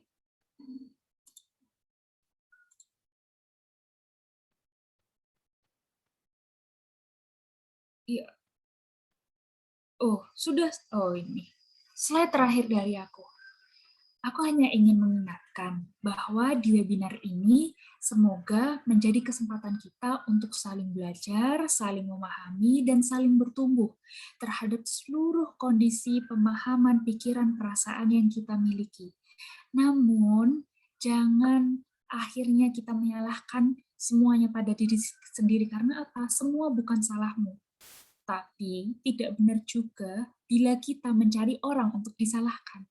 Aku nih nggak bisa membuat batasan ini semua karena salah bapak ibuku yang selalu nyuruh aku dan maksa aku buat ini itu. Ini semua bukan salah kita, tetapi bukan berarti kita mencari orang untuk disalahkan. Jadi, persilahkan diri kita untuk mencintai segala cerita, pengalaman, perjalanan hidup, sehingga akhirnya kita bisa menentukan dan membangun diri kita untuk ke depannya. Sekian dari aku, terima kasih banyak. Kita lanjutkan ke tanya jawab. Wah, luar biasa banget dari Mbak Zahwa. Buat kita membuka mata juga bahwa ternyata menjadi people pleaser itu tidak hanya semata-mata kesalahan atau kekurangan kita sebagai seorang pribadi, tapi bisa jadi hal itu sudah tertanam mengikuti perjalanan hidup kita dari sejak kita kecil. Jadi teman-teman jangan, misalnya sekarang nih, kayaknya aku people pleaser deh, terus aku gimana nih, aku tanpa harapan ke depan, aku tidak tahu masa depanku suram, kayak gitu. Ya enggak juga, teman-teman masih bisa mengakses bantuan, atau teman-teman masih bisa buat belajar, banyak sekali sekarang edukasi yang bisa kita akses seperti itu. Nah, langsung aja aku buka sesi tanya jawab. Teman-teman bisa menuliskan di kolom chat, wah sudah banyak sekali. Atau ada yang mau raise hand juga, bisa langsung, kalau aku sebutin namanya, open mic untuk menyampaikan pertanyaan secara langsung. Kalau belum, aku pilih pertanyaan dulu ya. Nah, ini ada dari, sebentar, dari Bella UGM. Yang pertama untuk Mbak Dina, bagaimana kita menumbuhkan self-compassion sebagai seorang ex-people pleaser? Jadi udah bukan people pleaser lagi, tapi mantan people pleaser. Saya masih merasakan shame and guilt ketika menolak permintaan orang lain atau bersikap not nice. Lalu untuk Mbak Zahwa, bagaimana cara draw boundaries at work? Saya berusaha membuat batasan, misalnya tidak merespon di luar jam kerja atau benar-benar offline saat cuti atau libur. Namun karena ada dorongan untuk mengerjakan tugas real time dan on demand, dan coworker saya bekerja secara demikian, saya merasa boundaries tersebut justru mengurangi penilaian terhadap work ethic saya. Nah, ini dilematis nih. Gimana? Silahkan mungkin Mbak Dina terlebih dahulu. Oke, baik. Terima kasih kepada Kak siapa tadi? Bella. Kak Bella. Oke. Self-compassion gitu ya. Pertama, wah luar biasa banget nih Kak Bella ya. Udah gitu. Berarti kan udah menjadi penyintas, udah pernah gitu ya. Udah berhasil gitu ya. Lepas gitu ya dari people pleaser ini gitu. Itu suatu hal yang sangat perlu diapresiasi ya. Sudah kuat gitu. Nah, salah satunya seperti itu gitu. Teman-teman semua gitu ya, bukan hanya kepada saya, bukan hanya kepada Kak Lali aku mau. Terus kemudian itu yang pertama adalah kalian itu sudah berjuang gitu loh. Anda itu sudah berjuang. Anda itu sudah berupaya kayak gitu. Itu yang perlu tumbuhkan di pikiran kalian, di pikiranmu, gitu, di pikiran Anda, kayak gitu. Yang kedua adalah bahwa selain menghargai, selain memberikan afirmasi positif ke diri sendiri, apa yang kalian lakukan itu sudah sangat cukup, gitu. Ada yang perlu saya tekankan tentang self compassion ya teman-teman, adalah kita itu sudah berupaya keras gitu untuk menenangkan diri sendiri dan orang lain. Jadi it's enough gitu loh, maksudnya itu sudah cukup kayak gitu. Sehingga yuk balik lagi, mencintai diri sendiri, lihat lagi ke dalam. Sebenarnya kebutuhanmu apa sih gitu? Sebenarnya apa sih yang buat kamu seneng? Sebenarnya apa sih yang ingin kamu lakukan kayak gitu? Ada beberapa teknik gitu ya yang saya pelajari dan saya terapkan saat menangani klien gitu ya. Mungkin kalian juga bisa praktekkan itu gitu. Yang pertama adalah teman-teman perlu merubah pola pikir teman-teman gitu. Karena berawal apa yang kita lakukan, apa yang kita perbuat gitu ya, itu berawal dari apa yang kita pikirkan gitu teman-teman. Jadi pertama adalah yuk kita mengubah pola pikir kita menjadi lebih positif lagi, menjadi lebih menghargai diri kita sendiri gitu. Kamu sudah cukup bagus loh, kamu sudah cukup untuk berupaya keras untuk itu gitu ya. Nah, meskipun sudah X gitu kan, tadi masih ada perasaan-perasaan yang sekiranya itu justru menghalangi untuk tumbuh gitu. Menurut saya seperti itu. Terus kemudian yang selanjutnya adalah ada satu teknik yang mungkin itu sudah kalian dengar, itu sudah biasa gitu. Tetapi ini menjadi sebuah teknik jitu kalau menurut saya. Itu adalah menggunakan gratitude gitu. Yuk mensyukuri, berkata kepada diri sendiri gitu. Apa sih yang sudah kamu lakukan? Oh, terima kasih diriku, terima kasih tubuhku. Ternyata kamu sudah sejauh ini loh melangkah gitu. Oh, ternyata kamu sudah secepat ini loh berjalan gitu. Ya, terima kasih banget kamu nggak membandingkan dirimu lagi dengan orang lain. Nah, gitu. Sesimpel itu sebenarnya teman-teman. Itu teman-teman latih setiap hari, maka akan menjadi healing, menjadi penyembuh, menjadi kekuatan tersendiri buat teman-teman. Selain tadi ya, teman-teman mencoba untuk merubah mindset atau merubah pikiran teman-teman.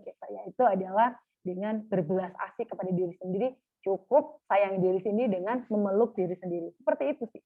Mungkin nanti bisa ditambahkan ya ke Zahwa. Gitu Kak Ari. Ya, Mbak Dina. Langsung Mbak Zahwa. Ya, baik. Terima kasih atas kesempatannya. Sebenarnya saya rasa ini pertanyaan yang untuk saya itu cocoknya ke Mbak Dina karena sudah bekerja. Tapi saya akan mencoba sedikit menambahkan tentang self-compassion tadi ya teman-teman. Dan khususnya Mbak Bella, bahwa self-compassion, welas asih, itu konsepnya ada 3. Yang pertama adalah self-critic versus self-judgment. Self-critic atau self-judgment versus self-kindness. Seringkali ketika orang merasakan permasalahan, kita bilang, udah nggak apa-apa, cerita sama aku aja, udah sabar ya, istirahat nggak apa-apa. Tetapi ketika itu semua terjadi pada kita, akhirnya kita mengkritik, kenapa sih dulu aku people pleaser banget, kenapa ya aku harus kayak gitu. Self-kindness, berbaik pada diri sendiri. Oke, Bella, kamu udah berhasil untuk jadi orang yang bisa membatasi dirimu, untuk bisa menjadi orang yang berkata tidak pada orang lain. Self-kindness, berikan kebaikan itu pada diri sendiri. Yang kedua adalah common humanity. Kita memahami bahwa kita tidak sendirian. Kita memahami bahwa oke, aku dulu people pleaser banget, ngeiyain apa aja. Tapi aku tahu aku nggak berjuang sendirian. Dan mungkin orang lain juga ada yang melakukan ini atau merasakan hal yang sama. That's why aku mau cerita, aku pengen ada dukungan dari orang lain. Dan yang ketiga adalah mindfulness. Mindfulness di sini bukan berarti tarik nafas, hembuskan, enggak. mindfulness di sini bisa jadi didefinisikan bahwa oke, aku paham bahwa hari ini aku bisa memberikan batasan terhadap diriku. Aku tahu di masa lalu kemarin aku ngeiyain terus, aku selalu melukai diriku dengan bilang iya ke orang lain, tapi itu udah dulu. Aku paham hari ini aku belajar untuk masa depanku yang lebih baik. Itu. Nah, sedangkan untuk permasalahan pekerjaan, aku sendiri merasakannya, Mbak Bella. That's why aku punya 2 WhatsApp, WhatsApp pribadi dan WhatsApp bisnis. Nah, WhatsApp bisnis ini udah aku jadwalin tuh, di statusnya udah aku tulis bahwa aku hanya available hari ini sampai hari ini, jam segini sampai jam segini. Nah, ketika memang aku sudah menuliskan itu dan orang lain paham, aku berharap mereka memahami itu dan bisa menerima batasan yang aku buat. Tetapi ketika tidak bisa menerima, aku belum pernah merasakannya sih. Jadi mungkin Mbak Dina bisa berbagi tentang permasalahan ini, Mbak, tentang pekerjaan. Silahkan, Mbak Dina. Oke, baik. Nambahin ya dari keterangannya tadi Kak Zahwa. Di dalam pekerjaan ya, sebenarnya triknya itu adalah, bukan trik, tapi tips ya. Berkomunikasi atau berperilaku asertif, gitu aja. Simple, tetapi teman-teman harus belajar untuk praktek gitu. Kalau teman-teman nggak belajar untuk mempraktekkan, teman-teman akan kesulitan kayak gitu. Jadi kadang misalnya nih, cuti bener-bener kerja gitu, misalnya bener-bener ini weekend nih, hari Sabtu, Minggu gitu. Kok tiba-tiba ada email, tolong ya balesin email ini, tolong ya itu, tolong ya ini, oh begini nih. Kan akhirnya, aduh, ini gimana? Salah satunya, kalau menurutku bukan salah satu yang efektif gitu ya, adalah ya udah belajar mengatakan untuk tidak dengan to be honest, kayak tadi itu be clear sama fair kayak gitu ya. Tadi saya sudah bilang step-stepnya. Terus Mbak, tapi ini nggak bisa, aku susah, aku deg-degan kayak gitu. Nggak apa-apa, mencoba aja dulu gitu. Misalnya kalau responnya berbeda dan sebagainya, berarti kan kita setidaknya sudah melakukan, sudah memahami, oh ternyata rekan kerjaku begini, oh ternyata polanya di kantor ini seperti ini. Ini apakah sesuai dengan values-ku enggak ya? Di kantor ini, apakah sesuai dengan passion-ku apa enggak ya? Kalau ini beda dengan values, kayaknya aku perlu mempertimbangkan lagi. Apakah aku mau lanjut dengan bekerja di sini, atau aku akan mengakhirinya. Seperti itu. Jadi itu bisa jadi referensi teman-teman ya untuk menghadapi situasi-situasi dalam pekerjaan. Pun itu juga ketika kalian ada di bawah kondisi bos langsung. Dalam artian ada orang yang secara power itu sangat kuat kayak gitu, sehingga kalian nggak bisa nolak nih kayak gitu misalnya.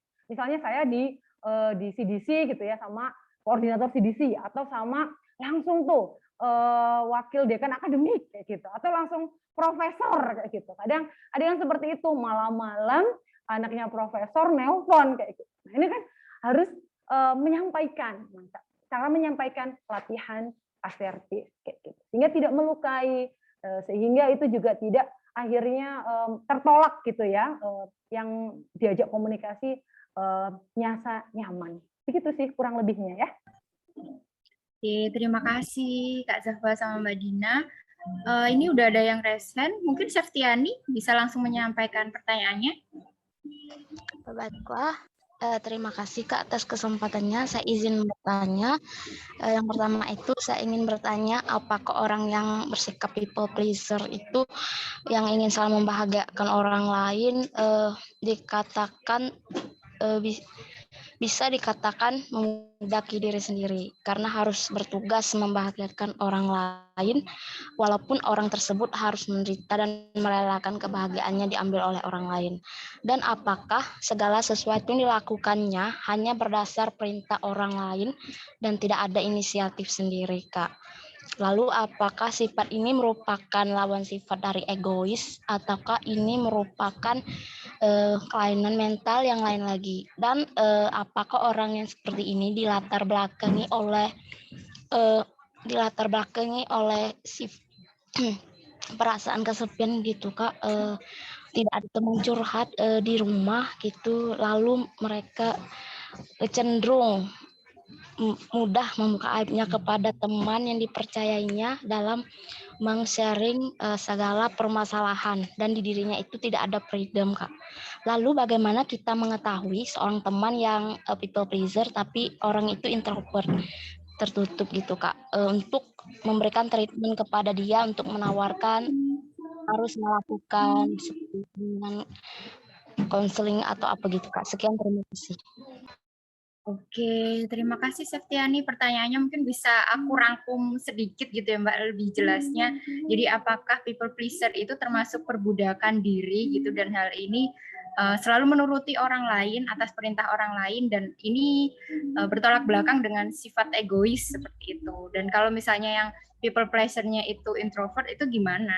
Gitu. Mungkin bisa dijawab secara singkat-singkat dari Mbak Zahwa dulu. Silahkan. Oke, baik. Terima kasih banyak atas pertanyaannya. Ini sangat luar biasa dan wah iya kalau dipikir people pleaser itu berkebalikan sama egois nggak ya? Pendekatan psikologi itu banyak. Dan ada yang mengatakan kayak gini ya, aku setuju bahwa semua hal yang kita lakukan itu adalah pilihan kita. Walaupun itu menuruti orang lain. That's why ketika kita menuruti orang lain menjadi pembuat bahagianya orang lain, itu pun karena pilihan kita. Dan ketika itu berkebalikan sama egois, enggak, justru mungkin itu adalah bentuk egois yang dimanfaatkan untuk orang lain, bukan untuk diri kita sendiri. Ada juga pemahaman lain tentang kayak gini, seringkali kita memberikan kebaikan pada orang lain, memberikan perhatian kepada orang lain, karena kita sebenarnya berharap orang lain memberikan itu juga pada kita. Tetapi kembali lagi, ketika kita melakukan itu pada orang lain, kita tidak bisa mengendalikan responnya. Yang bisa jadi, itu tidak memberikan perhatian balik ke kita, dan akhirnya kita menyesal dengan apa yang kita lakukan. Sedih sih, tetapi ketika kita memahami itu, menyadari kenapa kita melakukan itu, kita semakin yakin untuk merubah, atau bahkan memilih sikap, perilaku, pikiran yang lebih baik untuk kita sendiri. Begitu Mbak Septiani. Silakan Mbak Dina. Oke, baik. Sudah sangat jelas loh Kak Zahwa jelasinnya sebenarnya ya. Tadi aku coba menjawab gini ya, apakah egois atau enggak gitu ya. Sebenarnya kita perlu warning gitu. Kenapa perlu ngelihat kira-kira saya termasuk orang yang people pleaser apa enggak ya gitu. Jangan-jangan aku egois. Jangan-jangan aku emang nggak egois, aku nggak mau egois gitu, aku nggak mau dikatakan orang egois, jadi aku menyenangkan orang lain aja kayak gitu. Nah, dikatakan people pleaser ini adalah dia yang akhirnya lelah gitu loh, capek gitu dengan kondisi itu, akhirnya mengganggu produktivitas. Kalau sudah seperti itu kan berisiko mengalami permasalahan psikologis gitu. Nah, ini yang dikatakan kalau orang egois itu kan sudah trait gitu ya. Maksudnya itu sudah watak kayak gitu ya. Meskipun ada bertahap perkembangannya. Namun kita nggak perlu bicarain egois apa enggak deh, tapi lebih kepada kamu lelah nggak dengan kondisi itu. Gitu. Praktisnya seperti itu. Kalau lelah ya udah stop.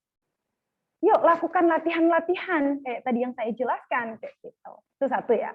Kemudian gimana cara ini mengetahui orang dia people pleaser tapi orangnya introvert kayak gitu ya. Teman-teman sekali lagi, misalnya kita mengetahui orang itu mengalami atau mendapati situasi yang tidak menyenangkan secara psikologis, kita perlu nge-reach mereka. Makanya ada yang namanya help seeking behavior. Jadi asking to help kayak gitu.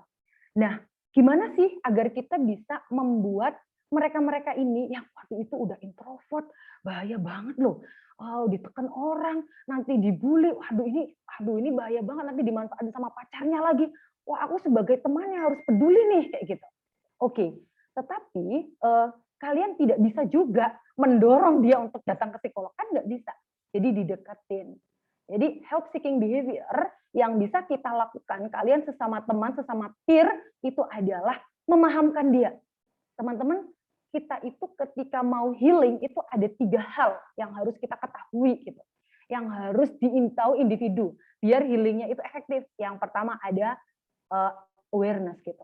Dia aware nggak bahwa dia butuh bantuan, bahwa dia butuh sesuatu hal pertolongan kayak gitu misalnya, bahwa kamu itu udah membahayakan loh ini kayak gitu. Dia aware nggak? Kalau dia nggak aware, kasih pemahaman itu.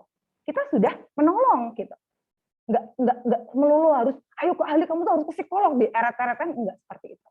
Kemudian yang kedua, oh ternyata dia aware sih, dia sudah aware kayak gitu. Yang kedua adalah apa? Willingness.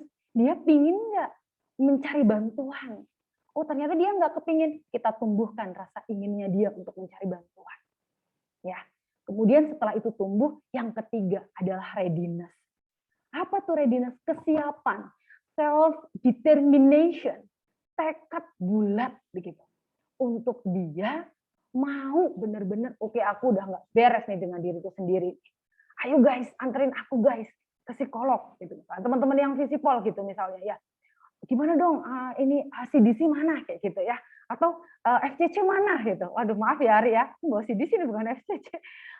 FCC mana nih, aku ini mengalami kekerasan seksual nih kayak gitu kan. Khususnya teman-teman penyintas kekerasan seksual, ini terkadang dia aware, dia will, tapi dia nggak ready gitu. Dia nggak siap dengan kondisi efek setelah melaporkan kayak gitu. Nah itu dia. Itu sih mungkin ya, semoga bisa menjawab. Siap, semoga jelas ya jawaban dari pertanyaannya tadi. Kita langsung saja ke pertanyaan selanjutnya karena pertanyaannya banyak sekali. Nah, ini kayaknya pertanyaannya cocok sama Kak Zahwa. Dari Rodziatun Zulaika, Boyin Sunan Kalijaga, izin bertanya, saya pernah mengalami hal yang traumatis saat kecil, sehingga saya takut dan membatasi diri saya. Misalnya seperti selalu nurut dan sulit menolak ajakan orang lain, sampai sekarang saya kurang bisa menunjukkan diri saya sebenarnya. Bagaimana mengatasi hal tersebut, terutama menghilangkan perasaan akibat traumatis. Terima kasih. Mungkin silahkan Kak, langsung dijawab. Baik, terima kasih banyak atas pertanyaannya. Ini yang sering saya temukan, baik itu di Twitter maupun di Instagram, karena saya berbicara tentang traumatis, entah itu trauma masa kecil perundungan, dari orang tua, seksualitas, dan lain-lain. Banyak pertanyaan bagaimana cara menghilangkan traumatis, tolong jawab dalam DM. Gimana ya? Saya akhirnya bertanya-tanya, apakah ini saya salah ya, anak psikologi nggak bisa jawab. Tapi ternyata saya memahami bahwa traumatis adalah sebuah pengalaman yang sangat berat bagi kita. Dan itu terjadi mungkin 2 tahun lalu, 3 tahun lalu, 20 tahun yang lalu waktu kita kecil. Sampai 20 tahun ini bertahan, kita tidak akan pernah bisa untuk menjawab dalam satu kata atau dalam satu DM, dalam satu jawaban. Maka dari itu, bagaimana cara kita mengelola dan menemui trauma itu dengan secara perlahan adalah menemui psikolog, psikiater, konselor, profesional yang teman-teman percaya. Menemui trauma itu adalah hal yang tidak mudah, dan ketika kita merasa, wah ini aku trauma, aku cerita ini itu ke temanku, aku percaya dia bisa ngilangin traumaku, mungkin itu bakal berat banget, sakit banget. Tanpa supervisi dari profesional, justru itu sangat berbahaya bagi kita, bahkan juga orang yang mendengar. Karena bisa jadi orangnya belum siap, ataupun kitanya juga belum siap untuk cerita itu, atau bahkan kita sebenarnya butuh treatment atau perlakuan yang respon yang X, tapi ternyata teman kita cuma kasih Y, dan itu sangat melukai kita. That's why ketika teman-teman mau memproses traumanya, aku akan sangat menyarankan dan merekomendasikan teman-teman untuk menemui psikolog maupun psikiater. Itu jawaban dari aku. Oke, terima kasih Kak Zahwa. Lalu kita langsung next ke pertanyaan selanjutnya. Ini ada dari Suci Hapsari, UGM. Kak, jadi gini, ada orang yang pernah straightforward ngejudge aku sebagai people pleaser dan mengingatkan untuk jangan selalu mengiyakan permintaan orang lain. Kemudian, aku belajar untuk berani menolak ketika aku lagi gak bisa memenuhi permintaan yang datang ke aku. Tapi seiring berjalannya waktu, di saat aku mulai berani menolak, dia justru kesal dan bilang bahwa aku nggak semestinya begitu. Dan akhirnya rasa gak enak untuk menolak pun muncul lagi. Gimana caranya untuk menghadapi diri sendiri yang masih belum kuat keberaniannya ya Kak? Ini kayaknya pas untuk dijawab oleh Mbak Dina. Silahkan Mbak Dina, gimana nih? Waktu dia udah memantapkan hati, ternyata orang sekitar nggak setuju. Gimana Mbak? Oke, baik. Teman-teman sebelum ke situ. Jadi dalam hal relasi gitu ya. Dalam hal berhubungan dengan orang lain, pengalaman masa lalu itu kita sering banget itu menjadi di-highlight di pikiran kita. Sayang banget nih, kadang yang di-highlight adalah failed story. Sukses story-nya nggak pernah di-highlight gitu. Itu yang terkadang membuat kita, aduh gagal lagi kayak gitu. Udahlah aku males gitu. Ngomong kayak gini, aku tahu nih harus ngomong enggak kayak gitu. Udah latihan kayak gitu misalnya ya. Tapi padahal yang kegagalan itu yang sekali gitu loh. Tapi kadang kita sering banget nge-highlight itu berulang-ulang berputar-putar di otak kayak gitu. Maka yuk menelaah lagi, melihat lagi. Oh, sukses story-nya mana aja? Oh, ternyata cuman itu doang kegagalanku. Yang lain aku berhasil gitu. Oke, kita evaluasi nih gitu. Kenapa berhasil kemarin, kenapa gagal? Oh, kayaknya ini aku tampak nggak menghargai kayaknya ya gitu. Kalau ngomong terlalu das-dus gitu misalnya. Kalau orang Jawa tuh tanpa tedeng aling-aling, nggak ada prolognya terlebih dahulu gitu kalau ngomong misalnya, itu sehingga melukai. Baik, oleh karena itu yuk kita susun lagi. Mungkin dengan cara minta tolong dulu atau minta maaf dulu atau terima kasih dulu gitu. Oh, oke, terima kasih kamu telah mengajakku gitu. Tapi minta maaf ya, kali ini aku belum bisa kayak gitu ya. Misalnya, tolong banget digantiin. Nah, seperti itu. Nah, itu kata-kata ajaib itu kita keluarkan kayak gitu. Mungkin bisa seperti itu ya, Kak Suci ya. Sehingga itu diulang lagi. Dan teman-teman jangan menyerah. Kalau baru sekali gagal ditolak, ulang lagi kayak gitu. Kayak tadi saya bilang, kalian bisa gagal berkali-kali kan? Tapi masih punya banyak waktu untuk mencoba. Gitu. Oke, terima kasih Mbak Dina. Teman-teman, karena keterbatasan waktu dan banyaknya pertanyaan yang ada, kami mengucapkan mohon maaf dari panitia tidak bisa menjawab pertanyaan satu persatu. Kalau misalnya teman-teman masih kepo-kepo, silahkan kunjungi aja ke Instagram kami. Nanti kami bantu tanyakan ke para pembicara deh apa jawabannya gitu.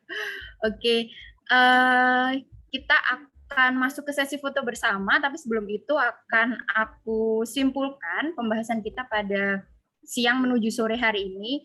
Jadi self love yang kita angkat pada siang menuju sore hari ini itu, kalau orang-orang biasanya familiar dengan penurunan berat badan, lalu skincarean, bagaimana glowing, glow up dan lain sebagainya. Tapi self love di sini bagaimana kita mampu untuk set boundaries kita.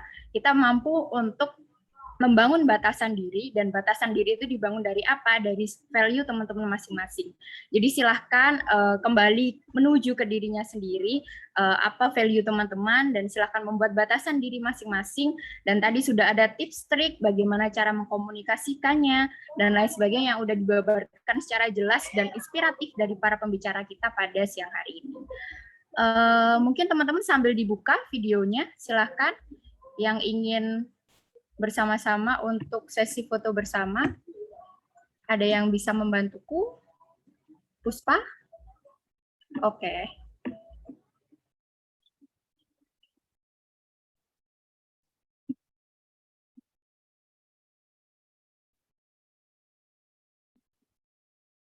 Oke, teman-teman siap? Aku hitung. Udah siap, Puspa? Oke, masih ada lagi yang mau join foto bersama, silahkan. Oke, masih. Oke, ada lagi yang mau join? Oke, aku hitung ya teman-teman. 1, 2, 3. Oke, mungkin sekali lagi. 1, 2, 3.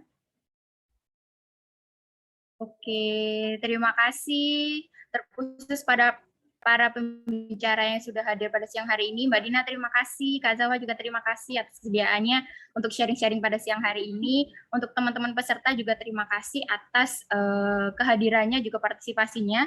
Oh lupa, aku akan mengumumkan teman-teman yang dapat e-money sebagai door prize hari ini. Yang pertama adalah Bella UGM, yang kedua atas nama Roziatun Zulaika, yang ketiga atas nama Suci Hapsari.